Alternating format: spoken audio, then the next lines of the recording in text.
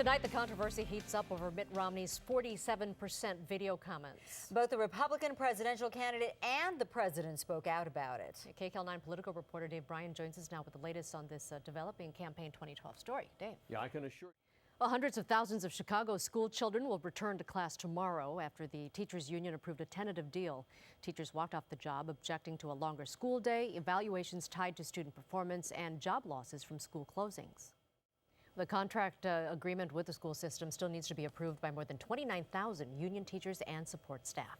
Some of that bad weather in the East canceled the Dodgers game today. They have a doubleheader tomorrow. Evelyn, she's got to look at that area right now, right? Well, Leyna, exactly. Well, I can't remember a better day than we had today. It was like near perfect, wasn't it? Everyone's getting lots of smiles from everyone she meets. No complaints, I'm sure, right, Ev? High drama on the runway at New York's JFK Airport. Sandra Endo shows us how reports of a security scare triggered tension in the cockpit of two passenger planes.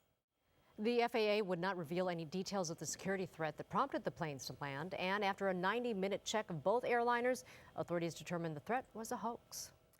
Prince William and his wife Kate have won their legal battle in France. As KCAL 9's Rita Nissan reports, a court ruled that no more topless photos of the Duchess of Cambridge can be published. It's been almost a year since a small seaside town in Italy was buried by hundreds of landslides. Heavy rains and flooding forced many to temporarily flee the northern coastal town of Vernazza.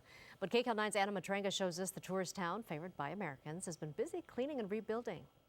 Only about 500 people live in the town, but they get nearly 2.5 million tourist dollars every, or 2.5 million tourists every year, and nearly half of those visitors are Americans. Office space is a prime commodity, especially in cities like Los Angeles and New York. But there are alternatives to the cubicle. A startup company called Loose Cubes is helping to redraw the lines of the traditional office workspace. Right now, the service is free, but in the fall, Loose Cubes plans to start charging a subscription fee.